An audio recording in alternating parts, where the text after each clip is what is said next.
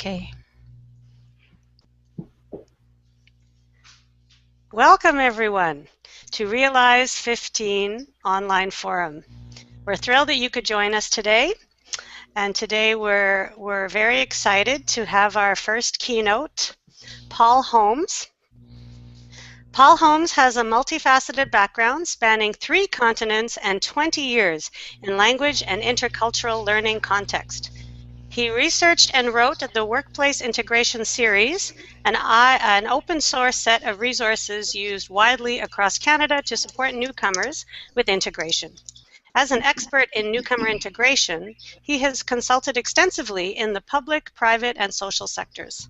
He holds an MA in International Relations. Paul resides in Calgary, Alberta, where he specializes in designing and delivering innovative solutions for the multicultural Canadian workplace. So Paul, I'll hand it over to you. Thank you very much, Diane. It's really wonderful to be able to be online here with everybody today across Canada. And I suppose I just would like to start off by saying that when you're asked to do a keynote, one of the things that you always think about, first of all, is how can you find something that is timely and relevant to your audience, something that is pressing, something that can be valuable to people and practical when they take back into their context. And so the topic I'd like to talk about today, the title of my presentation, looking ahead to leadership, I think is very timely, because I work kind of at the front end of language training. If you can imagine language training as a continuum where people start in the ESL classroom in programs like the Link program, I look at the far end of the spectrum where people are in the workplace and they need further language training or intercultural training or any kind of integration training to be able to either perform their work correctly or to be able to get ahead in their careers. And one of the things that is happening right now that I've become very, very aware of is that leadership positions are opening up for immigrants, where in the past, a lot of the things that we were talking about, even 5 years ago, we were talking about the glass ceiling for immigrants, and that they were unable to get jobs commensurate with their experience. And certainly that is still the case for some people. But things are changing for different reasons. For example, our population is aging, the Canadian population is aging, a lot of people are retiring, and so what is happening now is that positions are opening up for immigrants in leadership, and it's creating a situation where the language that's needed for those positions are becoming a pressing need in the workplace. And that's really what I wanted to talk about, because I believe that the language of leadership, the 2 areas that I would like to focus on, pragmatics and power distance, don't necessarily have to just be taught in the workplace, for example, in an English in the workplace program, but those concepts can be taught and introduced and awareness raised in those right at the beginning stages, even prior to that, in places like in the Link program or in the ESL programs, and I'll talk about further later on. I think one of the things I should also add here quickly is that when I talk about this topic, it might sound sometimes like we are spending a lot of time talking on challenges that immigrants have or failures that immigrants have experienced. There are a large number of immigrants that are very successful in leadership positions, but equally there are a number of immigrants that I've worked with and known in the last, especially in the last number of years, that have struggled to be able to take on one of those positions, and those are the people that I think we can support way back in the chain and raising their awareness of what to be prepared for when they come into the workplace. I have 20 years of experience working with immigrants. The first 10 years were definitely in a traditional ESL classroom, which sometimes I definitely miss. But the last 10 years, basically since around 2004, most of my work has been working with immigrants directly in the workplace and supporting with integration. So I'm hoping today I can speak from both those perspectives. If we can turn to the next slide of mine, which should be the main point. And so let me read those main points to you. Language trainers can play a key role in preparing immigrants to take on future leadership roles in the workplace. by teaching power distance and raising pragmatic awareness. So what do I mean by those definitions? If we can turn to the next slide.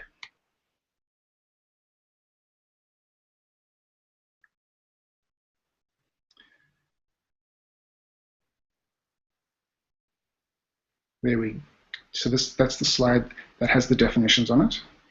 Slide number 3.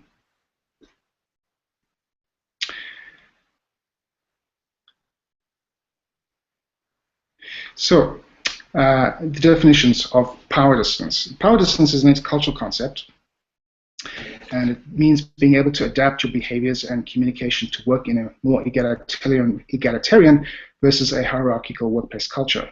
And pragmatics, the definition of pragmatics is using English that fits the communication context. For example, knowing when to be more direct or less direct, when to ask instead of tell, when to use suggestion versus opinion. Both these concepts are fairly complex, and they are not always easy for people to grasp, but they're interlocked and they relate to each other. And as we go through the presentation today, we'll make sure that becomes clear to everybody. For example, I want to give you some examples in terms of how power distance and pragmatics can connect, are related to each other and connect.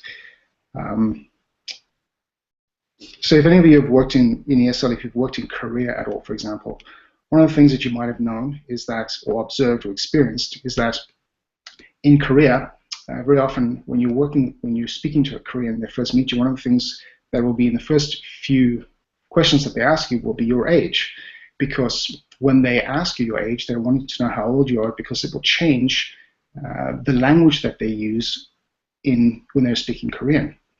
Because in their cultural background, hierarchy has a direct impact on their communication style. And just the same as in Canadian culture, our more egalitarian culture directly impacts the words that we choose and how we communicate with people. If we go back to that definition of pragmatics and read that carefully, it says using English that fits the communication context. So in different communication contexts, culture, or how people view hierarchy or an egalitarian system can change the way that the words that they use. So what happens in a workplace situation, for example, I've noticed that some people in the workplace will prefer to call their supervisor boss, or they'll prefer to call their supervisor by the title, or they prefer to call him by their last name, Mr. So-and-so. Why? Because for that person, their understandings of power and how it works in the workplace, they're more comfortable in a hierarchical structure. So therefore, the words that they're using to be able to address their supervisor are words that reflect that concept of power that is in their heads. The thing that I work with when I'm in the workplace is I'm trying to support people to understand that their concept of power needs to shift slightly more towards an egalitarian, because it's going to change the way that the language that they use and they choose to use. And that is really pragmatics. Pragmatics is shifting or changing your language, your word choices, and the way you communicate to fit the communication context. In an ESL classroom, I clearly remember, and maybe many of you will have noticed this, that some people will tend to call you teacher instead of by your first name. That's a perfect example of the concept of how power will affect the word choices that people use. So we can turn to the next slide. This is the points of intervention, and my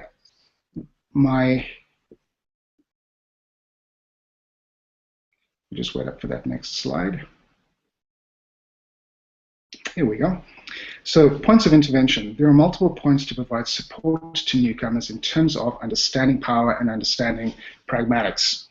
So if you look at that arrow as a continuum, people begin at the bottom. If you look at the bottom of the left-hand corner, you'll see I've written the stage, the pre-departure, which is before people leave their countries. That is an area where in Canada we're only just beginning to look at how can we provide support to people at that stage of their journey towards language competence. So Then once they arrive in Canada, most people join up with the federally funded program called the LINK program, which is Language Instruction for New Canadians. Then some of them move into provincially funded programs after LINK, those ESL programs that are provincially funded. Those are two places where as language trainers, we can intervene and raise people's awareness around the use of pragmatics and the understanding of their concepts of power and the idea of how power works in a Canadian workplace between supervisors, between subordinates, between peers, etc., etc. There are ways that we can introduce that at those stages already. Now, why would we do that? Why wouldn't we just wait until people go into bridging programs to support them into the careers? Why not wait until they, for example, in employment services, where they do, for example, they develop their interview skills, they have workshops to develop interview skills or to resume writing. Or why not wait until people are in the English in the workplace programs, or, for example, in continuing education programs in colleges? Why don't we wait until we get there? Why don't we just focus on some of the core ESL language training functions when we're in these lower stages? Because the concepts of power and pragmatics are really complex and they're very difficult for people to understand and grasp. Why wait until an English in the Workplace program? Why not begin to raise the awareness of people of those things when we're way down when they're in the early stages of their language training, in the ESL programs or the LINK programs, and of course in the bridging programs, etc. For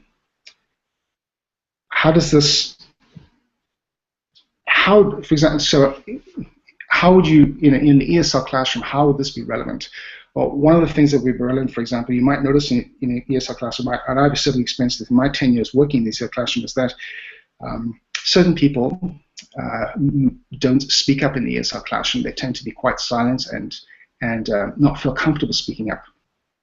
Other people, for example, might be very challenging, and they're looking to be able to understand where the boundaries in the classroom. They might challenge you on different ways you're teaching, or challenge you on certain points that you're raising. And even sometimes I've experienced where people become quite aggressive in terms of those things, and I've had to step up and say, I'm the teacher, you are the student, and if you would like to teach, then you need to step up here and teach. I remember one instance where I had to do that because the person was being so disruptive in the classroom, and once I said that, everything changed immediately. The person said to me, no, you're the teacher, I'm happy with that, that's great. It was a very interesting experience, and I began to understand power can actually be present in the ESL classroom and can affect the way that people interact with the teacher and get things done. If we can turn to the next slide. So this emphasis on pragmatics and power distance, the reason why I wanted to speak about this, because there is an inevitability that people will end up in leadership positions. And the next slide, when we bring it up, it will give you a definition of leadership, because I think that having a definition of leadership is really important before we move forward. A common definition of leadership. And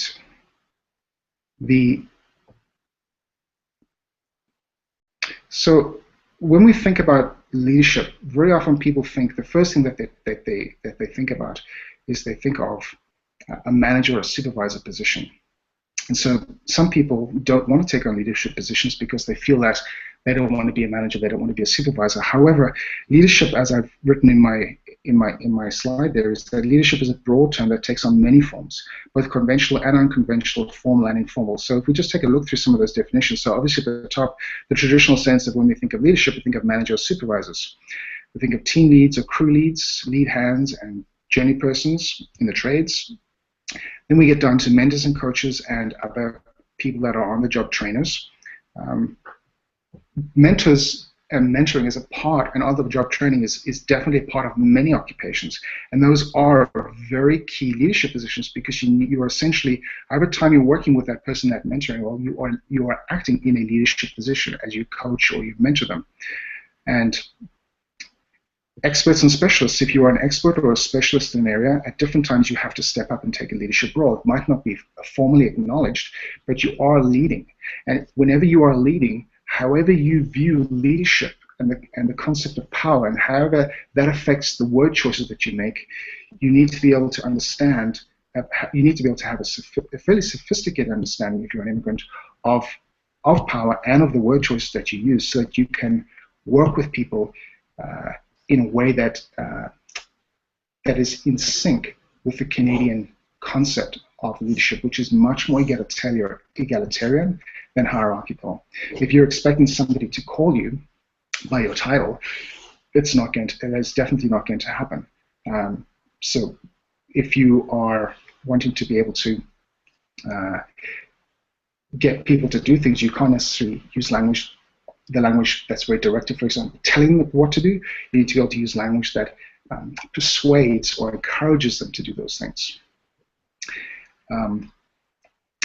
Further ideas here are on leadership, committee chairs and membership, informal liaisons and brokers. This is another fundamental leadership role that is certainly informal in most organizations, where you'll find a person that is from a specific cultural background, maybe Filipino or Vietnamese or Russian or wherever it is, and in that organization there are a large number of people from those cultural backgrounds. One person seems to arise to the front and become the spokesperson for that group of people in a very kind of informal way. That again is a leadership position.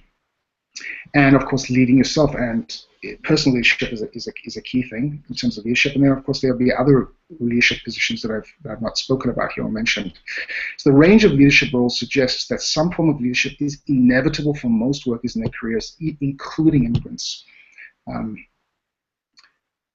But 10 years ago, or even 5 years ago, leadership positions were not even really considered for immigrants. I remember when I first worked on a project where we wanted to create a project called The Language of Leadership. One of the questions that came back to us when we had asked for the funding was, why would we want to be able to have a program that taught the language of leadership? Because the underlying assumption was that most immigrants don't get into leadership positions, or very few get into key leadership positions.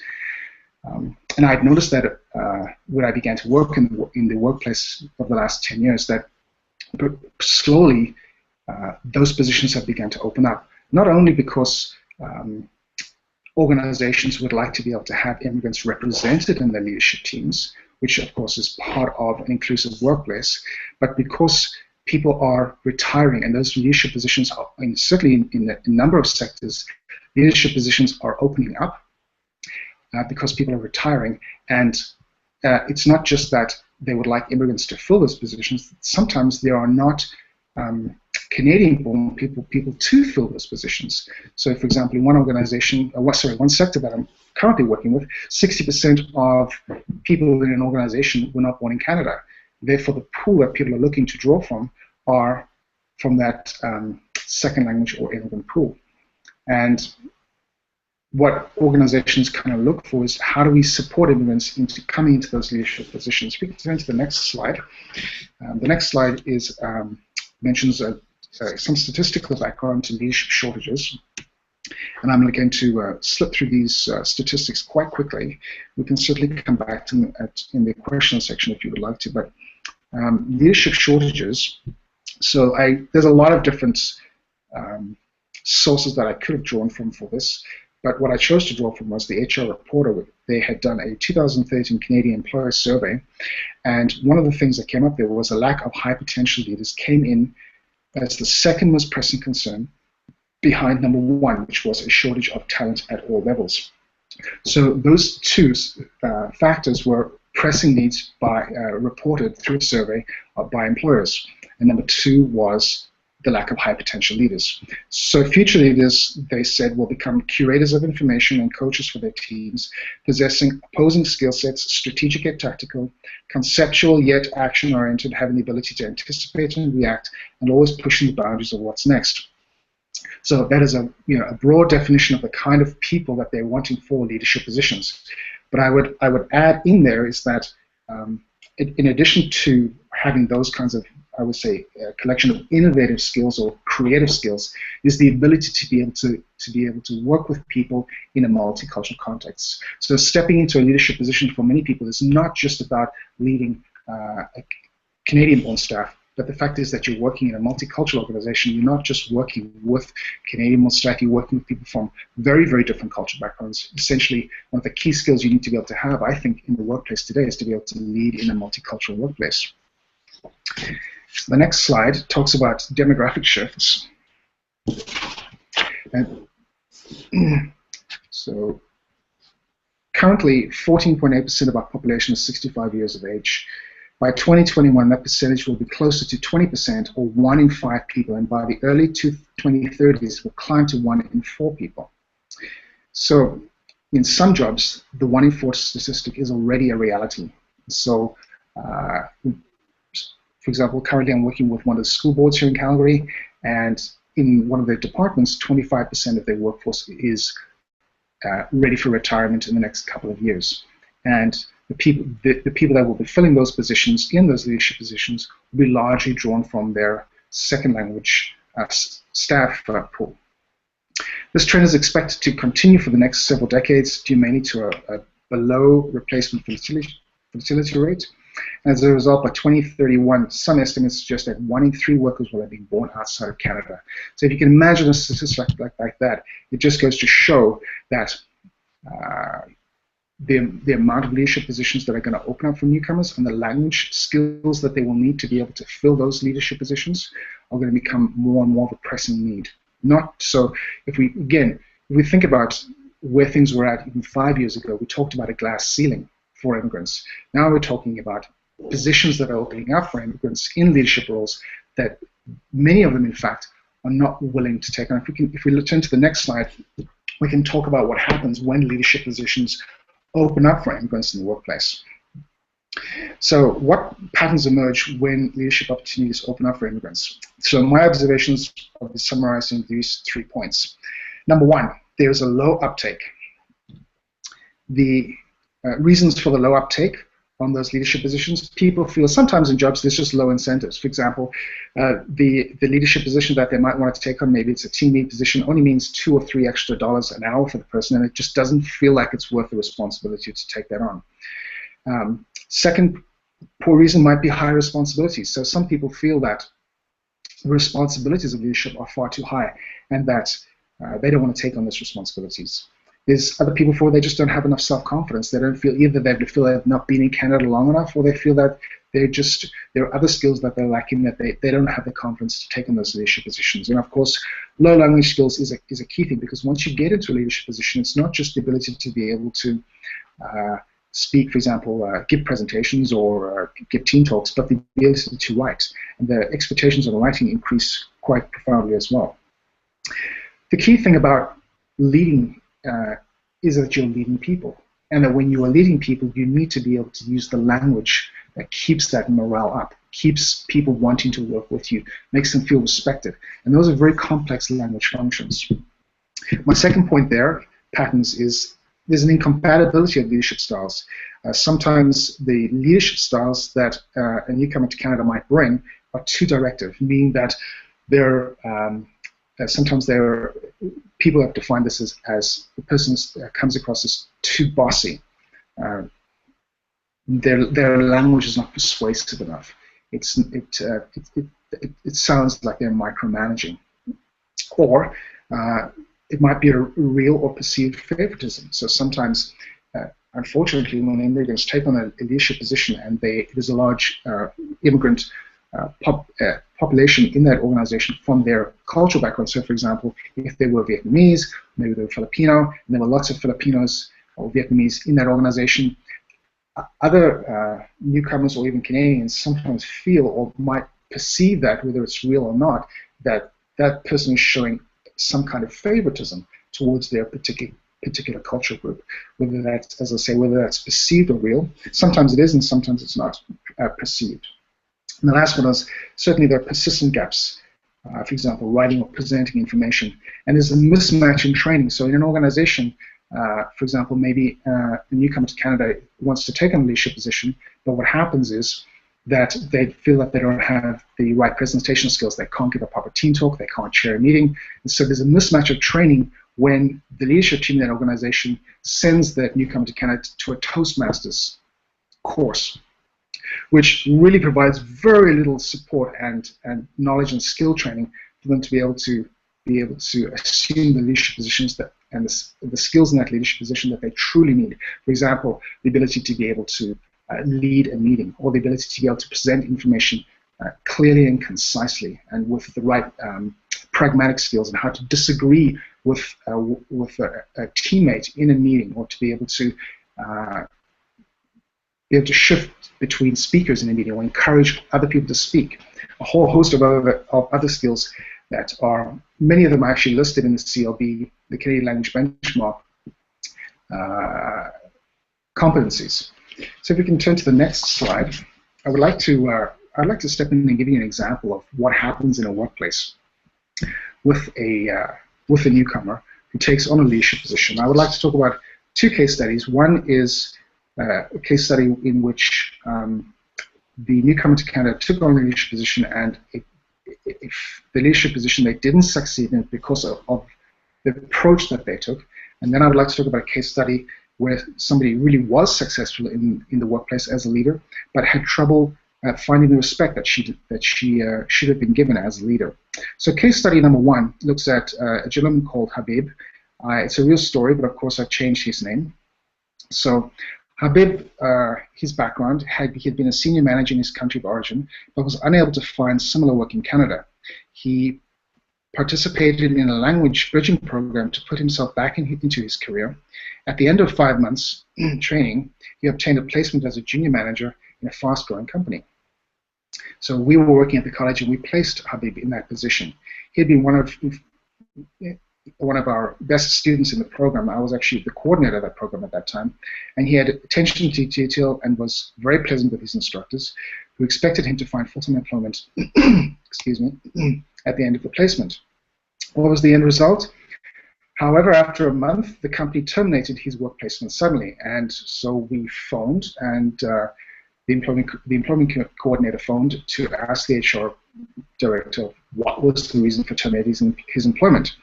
And a representative from the HR department gave the following two reasons. His communication style was too directive with his subordinates, and he was ingratiating with his own Canadian supervisor. And of course, for a moment, I had to step back and check the dictionary to figure out what does the word ingratiating mean. And so I found out that ingratiating means to want to curry favor. So we went back and we phoned, and we got a little bit more information. And one of the things that the HR person communicated to us was that Habib had invited his supervisor to his house for dinner, and the supervisor found it very uncomfortable to be able to ask to Habib's house for dinner, and didn't know exactly how to respond to that. I asked her, what do you mean by he was too directive in his communication? And she said, well, he wasn't persuasive enough. And I said, what do you mean by that? And she said, well, if I might speak frankly, Habib was far too bossy. And I said, oh, okay, bossy, now I understand exactly what you mean. So perfect example there of what she was doing. She was doing exactly what she wanted Habib to be able to do. She used words that showed a great level of pragmatic competence. Pragmatic competence, of course, is using language according to the communication context. And she said that Habib was too directive. Instead of saying that he was bossy, she chose a different kind of word. He was too directive, which is a much softer version of the same idea and a much more respectful word choice. But of course, you need to be able to have a fairly sophisticated level of English to be able to understand how to do that, how to choose words that are that nuanced to be able to communicate something that might be perceived as quite controversial or difficult to communicate. That would be pragmatic competence. She was exhibiting pragmatic competence. Habib, on the other hand, wanted to be able to treat his the people on his team in the same way that he had treated them back in his first country, and it wasn't working.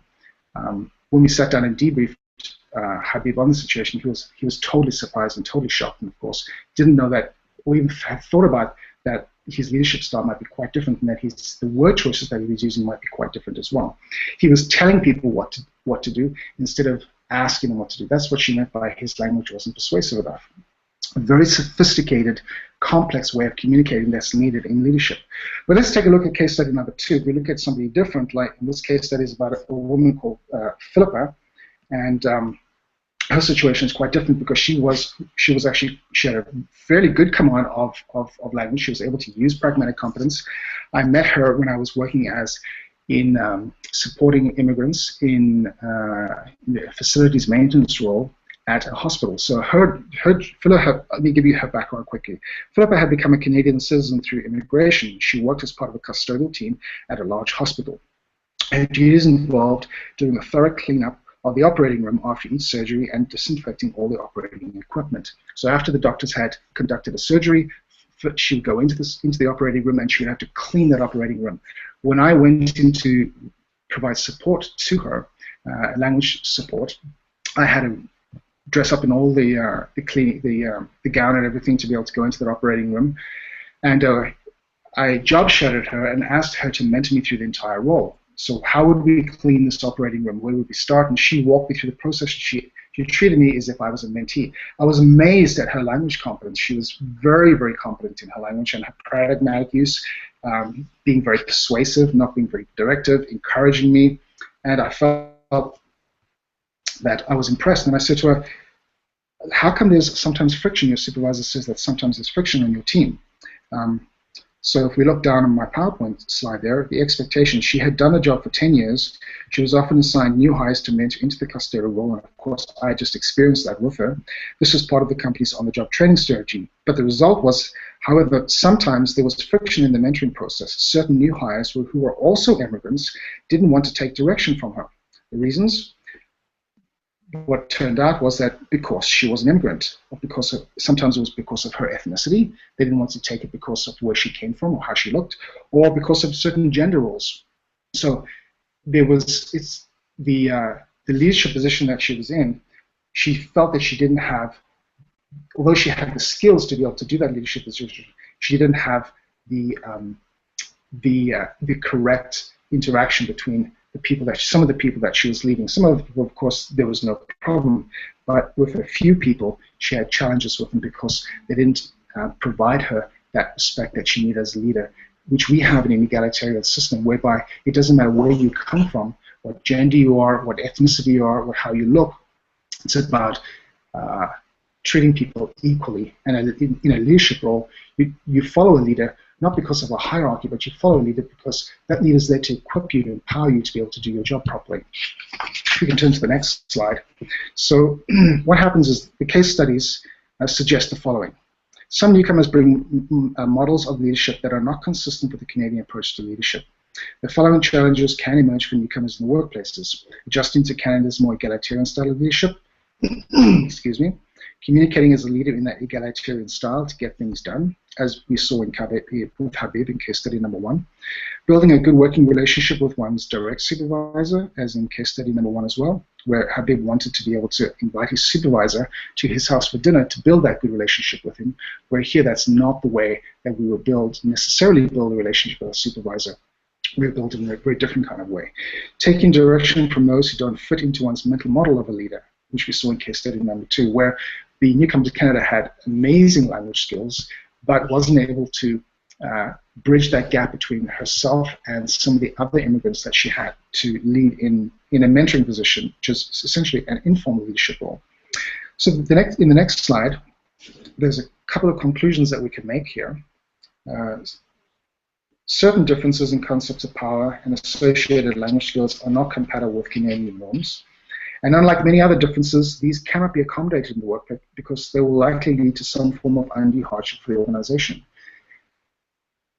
So even though in the workplace we accommodate difference, there are certain differences that cannot be accommodated. And as we looked at in the case studies there, those are differences that cannot be accommodated because they result in undue hardship for the organization. Undue hardship might be, for example, low morale among a team, or in perhaps a worst case situation, which hopefully we don't necessarily see a lot of, but a situation where somebody might accuse somebody of harassment or bullying or something along those lines, which I've had to actually work with a few times to resolve some of those challenges and misunderstandings.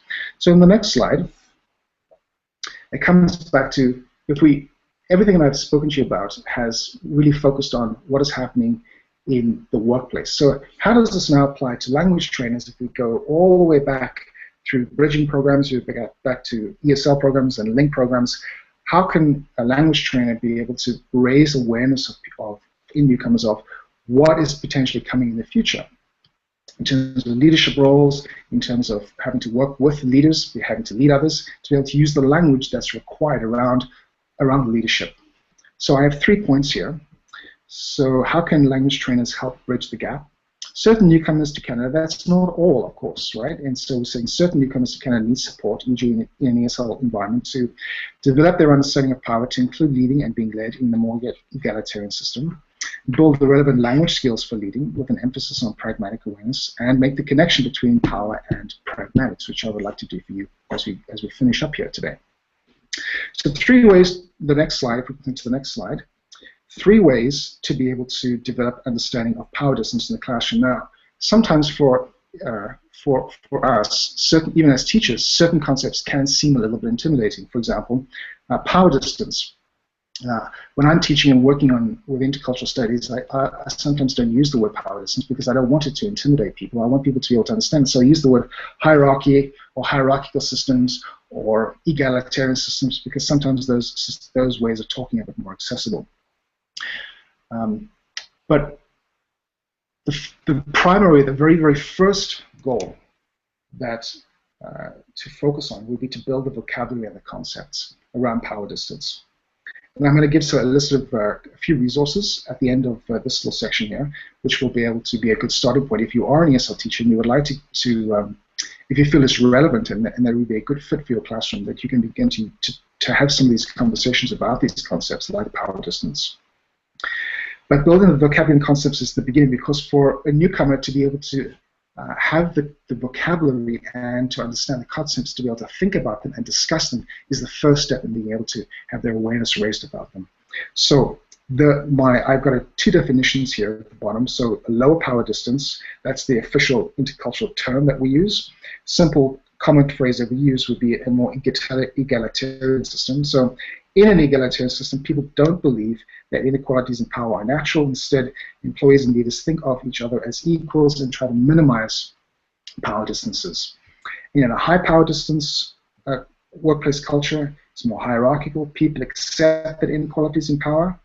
Superiors and subordinates think of each other as unequal, and people are not equal and therefore do not get the same rights and opportunities. So you can imagine if you're coming from a high power distance cultural background and you're stepping into a Canadian workplace, which is, apart from places like the military, Canadian workplaces traditionally are far more egalitarian. If you're stepping into that place but you come from that background, the way that you work with your leader and the way that you necessarily lead others may not fit. And the language that you use to be able to get people to do things and to be able to communicate with people may not fit with the workplace. So we turn to the next slide. It's the second point on the ways to be able to bring understanding of power distance to the workplace, is to build an awareness of power distance in the actual ESL classroom. In my table there, you'll see there's 2 different columns. One shows characteristics that demonstrate more equality, and on the right side, characteristics that show more authority. So even in an ESL classroom, power distance is always at play. So for example, in a more egalitarian or with more equality, in point number 1, teachers are equals to be engaged and challenged. That's how students see teachers. My daughter's in school and studying with people. When I was in college and university, when we look at a teacher, we do see them as equals, and we engage them, and we're there to challenge them and to pull that learning out of them. Whereas, if you look across to the other side, with more authority, teachers are not challenged. So people that come from backgrounds where things are more hierarchical, in a classroom, teachers are not challenged. Number 2, dialogue and discussion are key learning activities in a classroom where there is more equality. And in a classroom where there's more authority, the teacher is the primary communicator. Number 3, students are expected to speak up, and students speak up in limited situations. The last point, number 4, the student point of view is a valuable component of learning. On the other side, in a more authoritarian context, that students accommodate the teacher's point of view. Now, if we think about the ESL classroom, and in my experience, as I mentioned actually earlier at the beginning of my presentation, is that what happens in the classroom, for example, is that you'll find that certain people don't necessarily speak up, that they're very, very quiet, and that you might see a pattern emerge in your classrooms where people from certain cultural backgrounds don't speak up. What you might on the other side of that, you might notice is that you see people that are very aggressive in the classroom. They tend to challenge a lot of the things that you say, because at the same time, those people that are challenging are trying to be able to establish where the border is, who's in charge, and how far they can push things to be able to establish that level of hierarchy. In another situation where people don't speak up to you, is because their understanding of the teacher is that the teacher is not to be challenged. The teacher is the primary communicator, and that the student doesn't speak up in many situations, and that student will need to accommodate that teacher's view.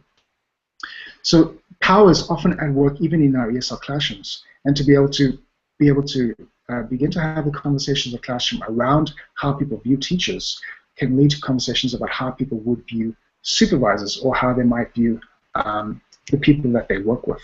So that's point number 2. We can turn to the next slide. Next slide is asking you to be able to build an awareness of how power distance appears in the workplace. So in a workplace situation, having that discussion with newcomers to be able to understand how power works in the workplace, you can use a chart like this to be able to look and make comparisons between the two, between an egalitarian system and a hierarchical system. So suggest or ask in an egalitarian system, supervisors will suggest or ask subordinates to do things. In a hierarchical system, supervisors tell subordinates to do things. And if you can imagine, the language skills that are needed to be able to do those two different things are quite different. To suggest or to ask people in order to get things done is a whole different set of language skills than be able to tell people, which sometimes could be a much easier thing to be able to do. Another example would be in an egalitarian system, supervisors are called by their first names. In a hierarchical system, they're called by titles. They are, in an egalitarian system, supervisors enable workers. They provide them the resources, the tools, the things that they need, whereas in a hierarchical system, they might tend to manage workers. They expect collaboration, and in a hierarchical system, they make the decisions. So a simple comparison chart like this can have people begin to have conversations and dialogue about some of those differences. Of course, we all know that in the Canadian workplace, you might find very easily in certain workplaces that people might be a little bit more hierarchical in the way that they communicate. Some people might tell subordinates what to do. They might manage workers in a more intense way. They might want to make all those decisions. But I wouldn't say that those things are necessarily cultural, because from our experience as we observe things, our system is we do use a more egalitarian system when we are leading people. We want people to feel empowered. We don't want to necessarily manage them. We want to minimize that power distance between people, or push it to the side and work with people so that we feel like we are equals, even though we are leading them. So in the ESL classroom, learners can compare and contrast leadership styles between Canada and their first cultures to find similarities and differences between those places. So 3 ways to be able to raise that awareness in the classroom around power. And of course, if you turn to the next slide, there are lots of tools out there that you can use if you begin to do some of the research into power distance and have some of those discussions in your classroom. For example, the one I've got up here is a tool that was developed by Geert Hofstede, and he did a study back in the 70s and 80s on IBM employees. I think it was about 120,000 IBM employees he studied across the world, and he studied their understandings of power, and he developed a power distance index where if you look at the table on the side there, you'll look at people where their power distance score was very high. For example, Philippines at the top is 94. If you look at Canada at the bottom, you'll see it's 39. that shows a huge difference between the concepts of power. So a high number like 94 shows that people come from a much more hierarchical culture. They come from a much more cultural background, workplace culture, where there is a high power distance. And what happens, of course, is that it changes the way people use language when they're leading people. If you look at those lower scores, like Canada 39, South Africa 39, United States 38, in those cultures it's much more egalitarian, so a low number. So a chart like this can provide some kind of concrete, hard data to be able to talk about those differences in the workplace. I should also throw in here that this table that Hofstede developed, in many ways, is potentially outdated, these numbers, because they were done some number of years ago. I've had a number of people say to me recently that they don't feel that this chart necessarily represents their country or their culture, their power distance in their countries, because cultures change over time.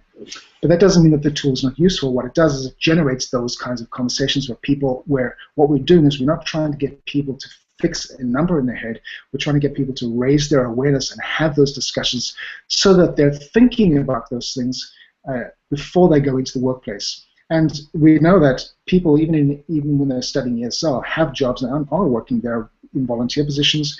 They might be doing part-time work. They might be in what people often define as survival jobs. But in all those kinds of jobs where they are working and they are in teams and being led, they have to be able to have that awareness of power and of leadership. If we turn to the next slide, I've got some resources listed there. And I put up the first resource there because I think it's probably a great starting point. So Figuring Out Foreigners by Craig Staughty is a great book to be able to talk about culture and to be able to have some activities inside there to be able to use in your classroom. And if you're first starting out, to be able to if you really want to begin to understand this concept, it's a great book to use to start off trying to understand power distance and some of the other cultural building blocks like time, and individualism, collectivism, and different kinds of communication styles. But I would recommend that one as a starting point. Something a little bit more complex would be Cultures and Organizations, which was the resource written by Geert Hofstede. That would be kind of I would say at a step up.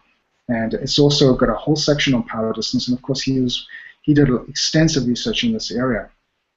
And then of course there's another simple book called Cultural Intelligence. So there are lots of resources out there. And you would need to be able to, of course, adapt them to your workplace context. I'd also bring your attention to the resource that I wrote some years back, which is a free resource that's available online. If you don't know anything about it, I highly recommend that you log on to the website and to be able to pull that resource down. It's called Workplace Integration Desk Reference, and there's a workbook that goes with that. And those are available on a number of different websites around the country, but I've got the Oz website there, and it's available on their tools and publications. In that desk reference, it's written specifically to support immigrants with integration, and it is a great resource to be able to talk about power distance. So we turn to the next slide. I think coming up to the last point here, the last section of the presentation, is we've looked at power distance, and now we need to really take a closer look at pragmatics and what is pragmatics, and then how do we join that together with the concept of power distance in the classroom. So how to build pragmatic concept awareness? First of all, number one, we need to explain the concept. Pragmatics is a fairly complex concept. When I first started teaching ESL many years ago, I never even heard of that word. In fact, I'd never even heard about that word until it was introduced to me by Tracy Derwing, who was a language professor at the University of Alberta. And I've been doing a lot of pragmatic work in the workplace with newcomers, and I didn't even know that is what I was doing. And she asked me to speak about that at a conference about pragmatics because that's what I was doing. And then I began to look at doing the research into pragmatics and what is pragmatics, and finally came to use this definition, which is taken from one of the papers referenced at the bottom that Tracy wrote. Pragmatics is the ability to use language appropriately according to the communicative situation. So pragmatic ability. When discussing pragmatic ability, a term that is frequently used is the word speech act, which is an utterance in which the speaker tries to do something or gets the hearer to do something. For example, a speech act might be an apology, a complaint, a request, an agreement, disagreement, giving opinion. These are all speech acts. So pragmatic awareness, or pragmatic skills, I should say, is the ability to be able to use speech acts appropriately in the right context. So when you are working with somebody and you have the choice where you can use a speech act where you can tell somebody to do something or you can ask them to do something, pragmatic competence means that you're able to choose correctly which one. Do I tell a person to do this, or do I ask them to do this? If we're trying to get somebody to do something, which one's going to sound better? If I tell them to do it, is it going to sound too directive, too heavy-handed, too bossy? If I ask them to do something, is it going to sound appropriate? Or on the other side, is it going to sound too weak? Is it going to sound too ineffective? Is it going to sound too vague? So the person, pragmatic competence, means the ability to be able to think about those things and make the choice to choose the right speech act to get the job done. If we turn to the next slide. So I said explain the concept is really important, because once people understand that there is actually a concept around this and there's language and there are terms attached to it, they can begin to talk about it using the correct terminology and having the right concepts in their heads when they're thinking about it. But number two is, the fact is that as a teacher and as a student, you need to know the difficulties in teaching pragmatics or learning pragmatics. Pragmatics is one of the most difficult things to master as a second language learner because of the vast number of speech acts that there are. You can imagine all the different speech acts that you could possibly think of. And then the large number of contexts and communicative purposes for using those speech acts. As I just gave you the example of, do I ask somebody to do something, or do I tell them to do something? What is the best speech act to use in this particular situation? The lack of materials related to pragmatics is another key thing, because it's such a difficult topic to teach. There is actually very little research and resources available to be able to teach pragmatics. And of course, the lack of examples from authentic or real-life discourse. So a lot of the pragmatic material isn't authentic. It has a synthetic feel to it because it doesn't have that real-life context to it. So if we can turn to the next slide. Excuse me. So if we're going to teach pragmatics, how do we go about it? Well, work with the recommended strategies. So number one is awareness raising. That's really, really important. Awareness raising is a key first step to improving pragmatic abilities. Rather than teaching every single speech act, instructors expose learners to the pragmatic aspects of language and provide them with the analytical tools to arrive at their own generalizations about contextuality, appropriate language use. Now, that simply means is that as adult learners, hopefully, as we raise people's awareness, that as an adult learner, they would go into a context and they would become far more aware of it. Now, in the beginning, they might just sit and observe, but eventually as they begin to see the patterns emerge in language use, they'd be more comfortable in using those language speech acts in different contexts, and become more aware of what they need to be able to do. So that's, if we turn to the next slide, that was, of course, our main point, is to raise awareness. So in an ESL classroom, how do you raise awareness? So point number 3 says, focuses on a great tool and strategy for building pragmatic awareness in people. It's called discourse completion tasks. And in the last number of years, at the TESOL conferences and different provincial ESL conferences, pragmatics and the concept of discourse completion tasks have been raised. And it's becoming more and more on the radar of different ESL teachers. So one awareness raising technique is to use a discourse completion task. So learners are presented with a challenging scenario that they respond to in their native languages. Just about in the next slide, I'll give you an example of that. But let's just walk through the 4 steps. So number 2, then they translate their responses into English and compare with the suggested Canadian or native speaker response to the same scenario. So essentially what we're doing is we're giving them a scenario. They have to choose the speech act that they would respond to in their first language and how they would do it in their first language. Then they translate that into English and then compare it to one example from a native speaker. Point number 3, learners can compare how their first language differ in speech acts and how culture values are reflected in those acts. And point number 4, this can make students aware of some of the problems associated with transferring their first language norms, and it can motivate them to watch their first language and the native speaking norms, become more aware of those differences. We can turn to the next slide.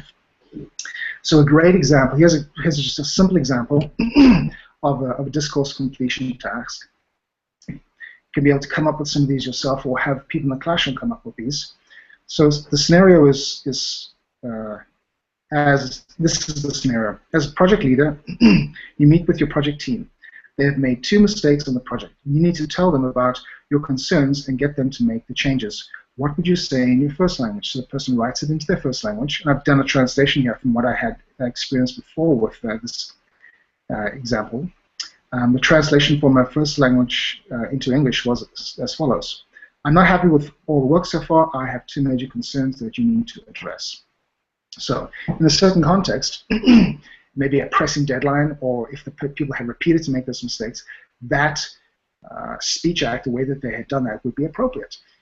But if you're working with a team and you want to keep morale up and you want to be able to be more persuasive instead of directive, you might use the one I've suggested at the bottom here, which is the native speaker in the Canadian workplace, who says it like this: I like the project so far, but at this point I do have a couple of key suggestions that I think will add to the success of the project and help prevent problems later. A very, very different approach, much more, one would say, requiring a much more sophisticated grasp of the language. Now, if a person can compare those 2 different approaches to dealing with the same scenario, they can begin to compare and contrast and look at the underlying cultural approaches that speak to those 2 different speech acts that were listed there. If we turn to the next slide, I've also included that it's really important to be able to raise awareness around softeners in the workplace. Softeners is a term that we use to talk about words that are used to be able to soften opinion, soften disagreement, requests and feedback in order to build agreement between colleagues. Softeners are very, very important in speech acts. It's certainly in the Canadian workplace. And it's one of the things that even people coming from Britain, from South Africa and Australia, notice that is really distinctive about the Canadian communication style, is that the use of softeners are very important. So, for example, a Canadian colleague might use more suggestion than opinion. We could probably extend the deadline versus we must extend the deadline. The words could and probably soften that opinion, making it sound more open-ended than absolute. When we turn to the next slide, there I've got a list of softeners that are used. So I've got words, I've got phrases, clauses, sentences, and speech acts, and again, they are available in that workplace integration desk reference that I mentioned, which is a free online resource which is funded by the government of Canada and the Alberta government to develop. So you can go into the resource there and check those things over there. You can turn to the next slide, which is coming up to the end of our presentation here. As I mentioned, there are not a huge amount of resources available for teaching pragmatics, but I think that the 2 that I recommended here would be really worthwhile going to. It's the Workplace Integration Desk reference. There is some information that I've got in there on the use of softeners, the use of pragmatic and pragmatic skills. But I would also like to highlight the Pragmatic Patterns for Business, which was developed by Northwest College, the Center for Intercultural Education, available online. And if you go to the Northwest website, I think that they've done a bang-up job on providing a tool that is incredibly interesting and I think fun to use in the classroom and deals with a very, very, I would say, obviously a very complex topic like pragmatics and making it very accessible to students. So I would highly recommend that resource, and to be able to go look into that resource or contact Northwest at the Intercultural Center to be able to see how that resource can be used. Coming up to the end of the last slide here, our last slide is let's just do a quick summary. How can we help learners make the power and pragmatics connection? So right from the linked classroom right up until we're working with English in the workplace, I think it's really important to raise the awareness of learners that they do need to have an understanding of power, they do need to have an understanding of pragmatics, meaning that how you view your supervisor, how you view the people that work with you. If you view them in a hierarchy, it's going to change the language that you use. If you view them in a much more egalitarian approach, where you see yourself much more equal to your supervisor, where you see the people that you're supervising or leading as equal to you, and there's less of a hierarchy, it's going to change the words that you use and the way that you use pragmatic skills. So how can we support newcomers? Develop a broader mental model of what leadership looks like, including a variety of leadership roles in the workplace. So helping people to understand about power, but not just power, but helping them to understand that when you go into a workplace, the leadership roles are varied. It's not just a manager or supervisor, but inevitably you will need to lead in some other form or other, most probably, whether it be coaching somebody or mentoring or leading in your expertise. And in that situation, you need to be able to have the language skills to be able, the more sophisticated language skills to be able to communicate in that leadership position towards people where you are using speech acts that are sensitive to the context and that you're more aware of it. The second bullet there, recognize that building cultural and language competence doesn't imply replacing first cultural language norms, but rather expanding skills sets to work effectively in a multicultural workplace. So I think that's probably the most important thing that we can end off here with today, is that we certainly don't want people, when they come from different cultural backgrounds that are not necessarily compatible with the Canadian workplace culture, we don't want people to feel that they need to replace what they have or how they're wired. But we want people to understand that expanding the range of skill sets that you have, expanding the range of speech acts that you have, expanding the your ability to be able to choose which speech act you use in which kind of context is much more effective. And I think people wrestle with this inside of them, and to be able to remind people of that process, that our approach to integration is not replacing first cultures, but being able to expand.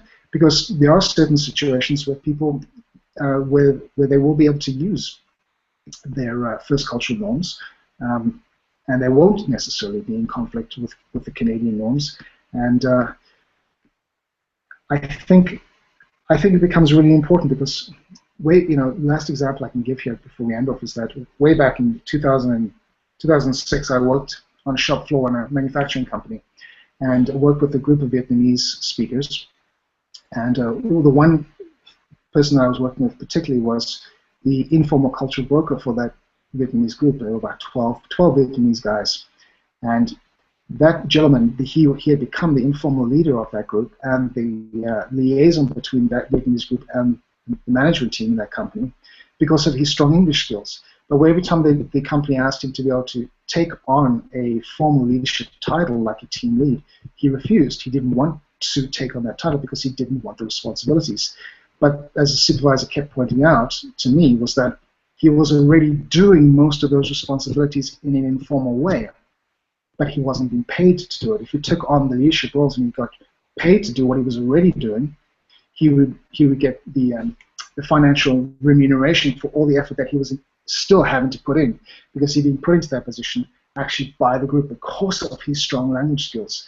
So, it seems as that leadership is a thing that is inevitable. It is something that requires great language skills, sophisticated language skills, and I think that we need to be able to support immigrants way, way back down the line, right at starting at link, even if we can get to the pre-departure stage of supporting immigrants to be able to understand what to expect as they approach those spaces down the line. So I think that's a great way to finish off today. And so I'd just like to thank you for your time, for me to be able to raise this concept. I think I'm speaking from a place that I hope people can connect with, and I hope you can take something from this and be able to integrate it into your classrooms. Thank you.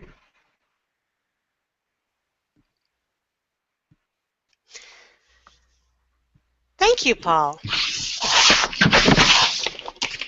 Thanks. You raised a lot of interesting points on Canadian culture and power and culture in general, and I'm sure we will all take some time to reflect on this and the applications for our classroom in the weeks to come. Yes. There are a number of questions and comments on Google Plus and Twitter that I'd like to move on to. Sure. Jennifer Mizzi asked, where do labor market language classes fit in your points of intervention for newcomers? Could you repeat that question? Yes, Jennifer, it comes from Jennifer Mizzi, and she asks, where do LML, labor market language classes, fit in your points of intervention for newcomers? You mentioned LINK and ESL, and then you moved on. So I think that kind of intervention would fit in something just after.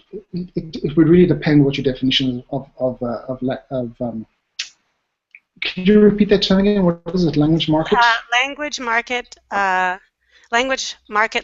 labor market language classes. Thank you. Labor market language classes.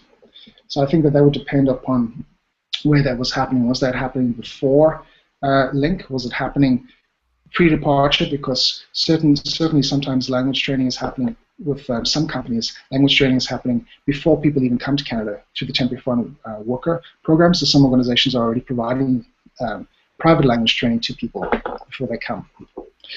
So I think that's probably the best that I could answer that, because I'm not actually 100% familiar with that term. Okay. It might be a provincial term. It might be a term that I'm just not I haven't heard yet. Okay. Patricia Farney just would like to thank you for your great resources. She says they've generated many engaged and lively discussions in her classrooms. That's exactly what I wanted them to do.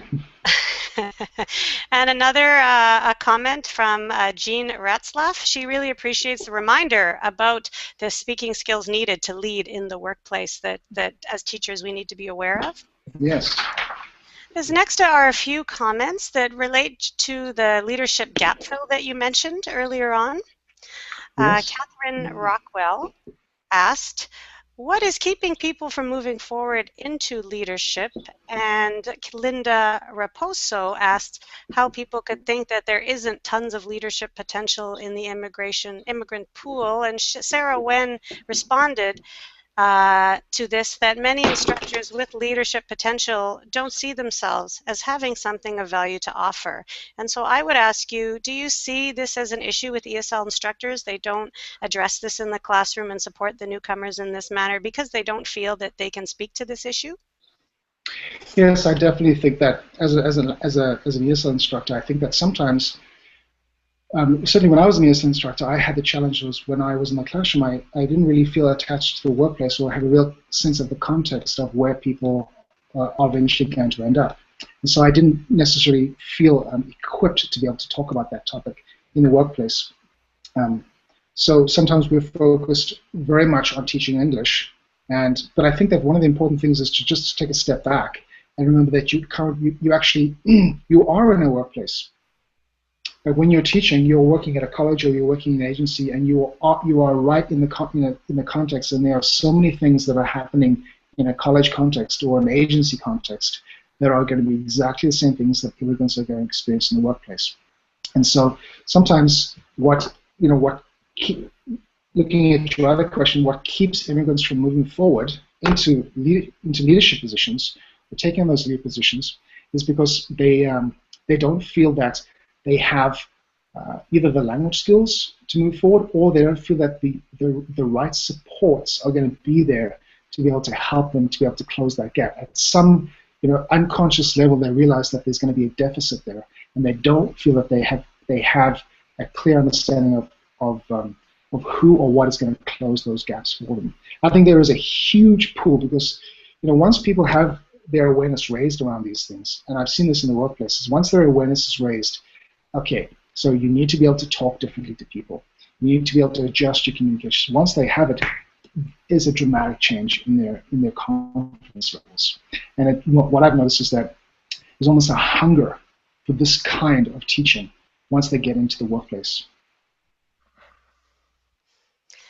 All right. Jean Ratzlaff brings up the point that the concept of low power distance versus high power distance should be a central learning skill or issue to be addressed with ESL learners. Yes. You mentioned that in your presentation. Yes. Ryan Drew, this one is about the PBLA. I don't know if you're familiar with that. Ryan Drew suggests that based on your points, PBLA helps promote equality. Could you speak to that? Are you familiar with PBLA? No, you need to tell me about PBLA. Maybe I understand the term, but I don't know the acronym. Mm-hmm. The PBLA is a portfolio-based language assessment tool that LINK programs are now using in the classroom, and yes. The students are more responsible. They have to keep track of their binder and track their own progress. Yeah, of course, bringing different tools, like a tool like that, into the classroom and to be able to address this problem is a fantastic way, of course. If you have something like a PBLA which is being used unilaterally across the board, then it should definitely be integrated into that tool to be able to help people through that tool in some way to be able to come to grips with those concepts. And I'm just going back to the point raised there about it should be central to online learning. I think, central to the online experience, or central to the classroom thing, is that, again, the centrality should be around awareness raising. Because I think sometimes when we're teaching in the classroom, we would like to be able to do the best possible job we can as teachers to be able to equip people with all the knowledge that they need to be able to address a situation in life. As a teacher, you want to be able to be the equipper of knowledge and skills. However, I think that because the concepts are fairly complex, the best job that we can do is really raise their awareness around these concepts. Because as adult learners, they already have skills that they've accumulated over the years in their first cultures or first languages to be able to identify these kinds of things. Pragmatic competence is not something or power distance is not things that are common just to our language or to our culture. They exist in other languages and in our cultures as well. And so by raising awareness, we're able to say to people, something, you already have these skills, you already use them, you already adjust in your first language. All we're saying is now transfer that over to English and become much, much more aware of what words are being used. Take note of those kinds of things. List in Canada wanted to share an iPhone app called Cultural GPS that looks at Hofstede's 5D model of intercultural differences. Are you familiar with that app? No, but I think that is absolutely amazing. So I haven't seen that. Of course, if that's been recommended, it sounds like it's been tested out already. So sure, that would be a great tool to use. Thank you for that. Yeah. If anybody has any more wonderful apps to share, that would be very welcome. Again, people are agreeing with you with norquest.ca resource and how fantastic it is. So obviously some people are already familiar with it. Yes. And another comment from Sherry Rhodes. Of course, there isn't consensus on leadership styles in Canada. As teachers, do we fully understand the language of leadership in order to teach it?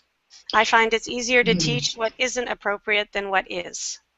That's a wonderful, wonderful way to look at it as well. So contrasting it, or taking the other perspective is good as well. Do we have, she raises an incredibly good point there, and that's why, again, the emphasis upon raising awareness, building the concepts, not saying, this is the way it's done, but raising people's awareness of the variety of different approaches that are out there, so that people feel like that they're not being told that they're wrong, but they've been given the perspective, hey, I need to expand what I have instead of replace what I have. So I really completely concur with that agreement. Canadian culture is very varied. When we talk about Canadian culture, sometimes I think it's much easier for people who are on the outside of the culture to be able to look in and say, okay, I know what that is, as opposed to us on the inside thinking, what is it exactly? And also, there's such a variety across the country, from east to west, from the cities to the rural communities, from different sectors. For example, when you're working with the military, as opposed to when you're working with people in disabilities, for example, you're working with occupations and sectors play a huge role on what that language of leadership is.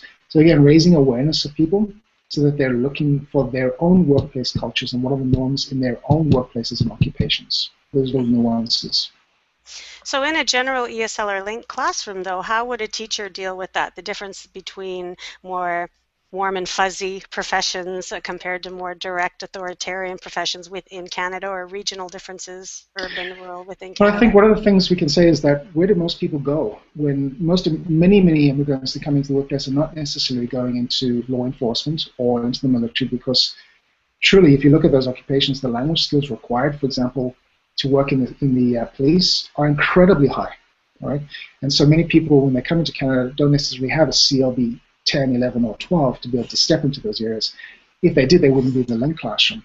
And so people in those situations are stepping into let's just, if I can use maybe a poor choice of words, but traditional jobs like trades, professional occupations. And in those occupations, there's kind of a professional workplace culture that kind of spans across occupations, across sectors. For example, we like to treat people equally. We like to, in the workplace, we like to minimize that sense of power difference between us and kind of downplay it instead of playing it up. So working with people with just kind of at a big level, at a meta level, instead of going down into the details, but just building up the basic concepts in the ESL classroom, instead of steering the conversation maybe away from, well, I'm working with youth, or I'm working in a place where I'm working with retail, with customers, maybe steering away from those kinds of things, but moving more towards the general. And how can us as teachers, particularly in a Lincoln ESL environment, work with students who are maybe uncomfortable with that egalitarian relationship, and they're more comfortable with their systems where they came from?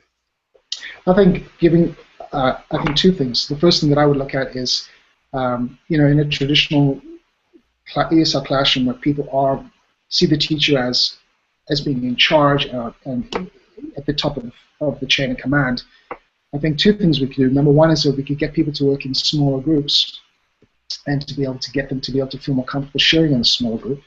And then once they're more comfortable sharing in a smaller group, or speaking up in a smaller group, or taking more initiative in a smaller group, we can get them to be able to remind them of those small, kind of just say those small successes, and then ask them to be able to do something a bit more challenging, or appoint people. What I've learned to do over the years in training, in workplace training, is in a classroom situations, instead of saying choose a leader at your group, I select the leader, I assign the leader, and I'll generally assign somebody that I feel needs that experience or is ready for that experience, and that will be a way of encouraging them in classroom to be able to become more comfortable in that egalitarian system, and see me differently, not see me as the teacher, but see me more like a facilitator or a support person. Sometimes it's just a challenge to get them to call me Diane. Yes, that's right. Yeah. Sometimes in one situation, I remember I worked with people in a grocery retail chain, and what we ended up doing is that every time somebody called me Mr. Paul, I would call them Mr. So-and-so, until they became really uncomfortable with that concept. And I said, well, you can imagine how uncomfortable I feel with you calling me that as well. I get the same experience. All right. There is a question from Christina Cole. She wants to know why Canada appears twice on the Hofstede scale, and which one is the accurate one? Yeah, so one is Quebec, and one is Canada, Quebec. I see. Yeah, so English speaking and French speaking Canada. The one I've highlighted. There's a distinction there. There's definitely a distinction, and people coming from Quebec many of them that I've spoken to would point out that distinction.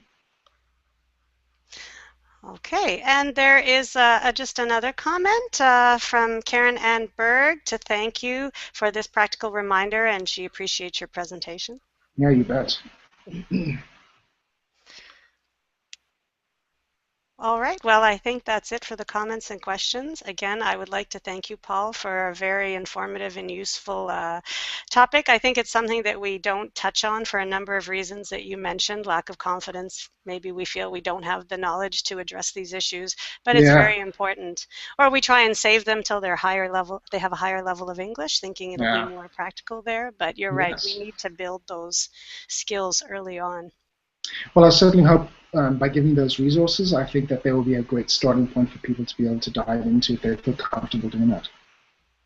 All right, thank you. And I'd like to invite everyone else to continue with Realized 15 today. The forum continues all day today and tomorrow, and we hope to see you there.